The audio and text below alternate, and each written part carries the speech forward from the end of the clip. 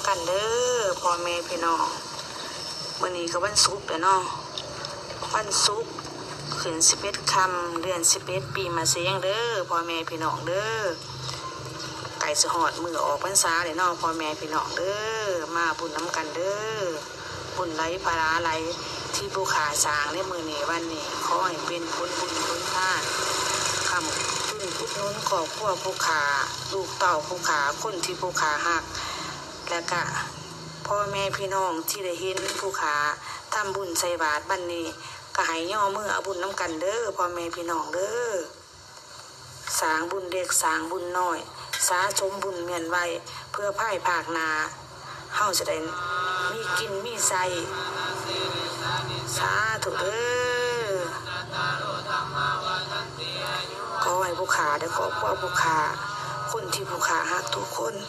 ให้มีแต่ความสุขเด้อบุญไหลพลาไหลที่ได้สร้างเมียนไว้ขอให้เป็นผลบุญผลทานให้นั่งกินนั่งทานสาธุภูขาญาณนาค